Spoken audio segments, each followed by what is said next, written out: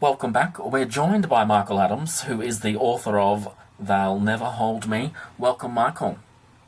Thanks for having me, Matt. Now, this is your latest book. Tell us about it. Well, it's about the fugitive Kevin John Simmons, who was front page news for 6 weeks in 1959 after he broke out of Long Bay Jail and led the police on a merry dance, an incredibly huge manhunt. It was the biggest manhunt in Australian history, far bigger than the manhunt for Ned Kelly. He was being chased by 500 armed cops who had planes, helicopters, submachine guns, tear gas grenades, you name it, they had it. And they could not find him for the longest time as he took to the Central Coast hinterlands. And it was kind of like a real-life version of the film and book First Blood, a really incredible story that somehow has sort of slipped out of Australian popular memory. Now, when you're writing a true crime, how different is it to other types of genres? Well, you have to get the facts, all the facts that you can manage, and you have to stick to them. Well, that's how I do it. So for this one, I went back to historic newspapers. We're talking all the way back to the early 1930s. I used sources like Ancestry for, electoral roll records, birth certificates, all of that sort of stuff. I went to the police and got their records. I went to the prosecution, got the original prosecution briefs that have witness statements, they have police reports, they have Kevin John Simmons' own signed statements and records of interrogation, all of that. But what was really, really important was actually going to the places where he lived and where he grew up. So that involved a 5-week trip that took me down through the Riverina. So I came down to Hay, where he lived in 1943-44, spoke to the wonderful David Houston there, who was in the same school as him at the same time in 1943. I went to Griffith, where he spent his very young childhood, and then was again there as an adolescent and young man. And I went to places where he committed crimes such as, Wagga Wagga, Goulburn, Gundagai, Sydney, the Central Coast, all the way up to Brisbane, because he also spent some time there in 1959. So it really was very immersive research. I managed to find his best mate from the 50s, who's still alive and well in Griffith. He put me onto people who knew him back in the 40s and 50s. I found his younger sister Dawn and his nephew Tony, who were very welcoming, and they also supplied a lot of information, including a coronial inquest report, which I don't think has been seen in over 50 years. So it was a real detective sort of story, and it shed a lot of light on this case. So, Michael, how long did the journey take to get all the information and bring it all together? I started doing the Kevin John Simmons story in 2019. I originally did it as a 4-part podcast for my podcast Forgotten Australia. I then set it aside because at that point my research skills weren't sufficient to actually take it any further. I knew there was more that I didn't know. And I also was working a full-time job at the time and had other podcast episodes to go on with.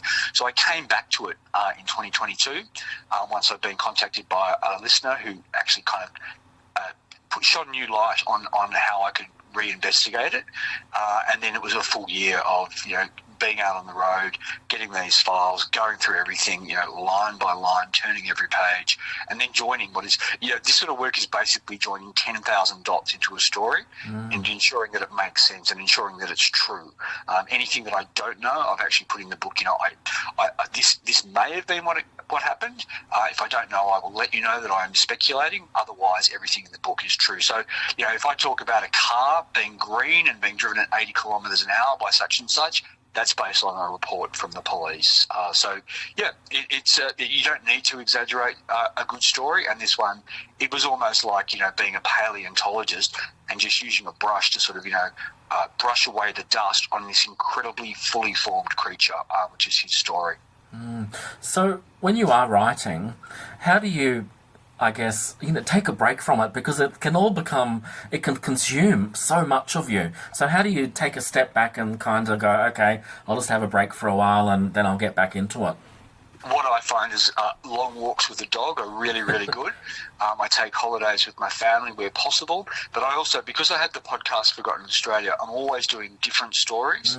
So I can put a story on hold and go and work on something that's completely unrelated, except it's utilising the same part of my brain, I guess. So it's giving a breather to the story A, while I work on Story B, and then when I come back to Story A, I feel like I'm refreshed and have a new perspective on things.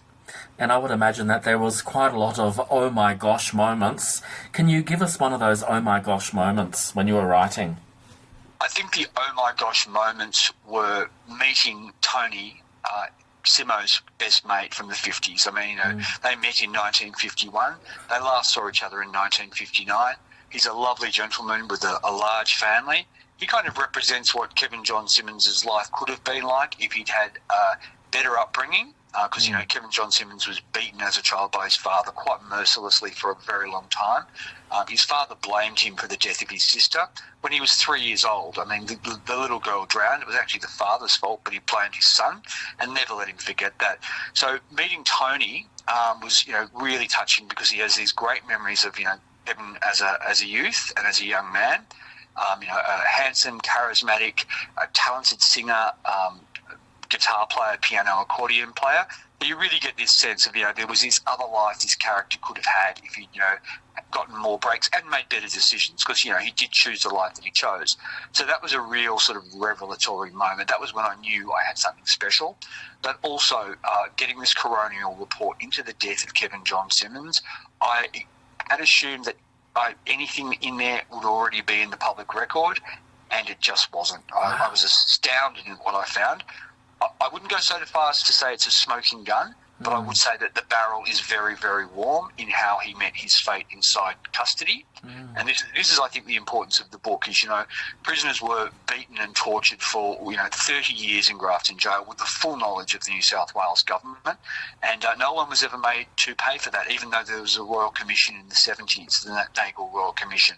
So I think, if this book makes us ask questions about how we treat prisoners, how we treat children who go into juvenile homes and institutions, I think it'll be worthwhile because Kevin's story is a story of many thousands of young people in the 50s, 60s, 70s and into today who, might be juvenile offenders or they might just come from broken homes. They get shunted into institutions and if they're treated badly, then often they come out worse than they went in and it does nobody any favours, them or society. No. So, Michael, what's next for you? Are you taking the book on the road, on a road trip? I am hoping to get down to the Riverina in January to, hand a few books to some people who were very helpful, maybe sign a few, maybe give a talk or two if there's, libraries that are interested. I'd love to do that. I am working on 2 more books that are, again, history, true crime, that take stories from Australia to the United States. So they have big crossovers with the US. One set in the late 1800s and the other one's in the 1930s. So I'm investigating those both in Australia and in the United States. So always busy, man. And the book's been out for a few days now. How's it being received? Look, I actually don't know. I've seen it in a few bookstores. That's nice.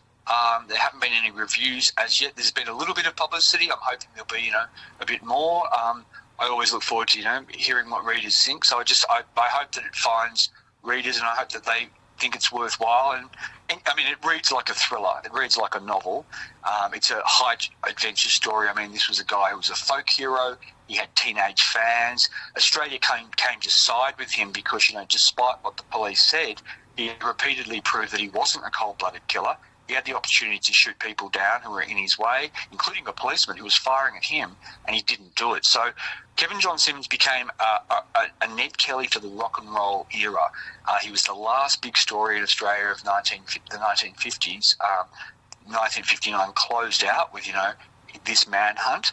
So it was an incredible story, and it does read, I hope, like an entertaining yarn, but also I hope a thought-provoking one because it takes you to some very, very dark places following his journey through, quote-unquote, the justice system. And more podcast episodes coming our way? Oh, absolutely. Yes, there's another one I'm working on now about a murder case in 1945 in Brisbane.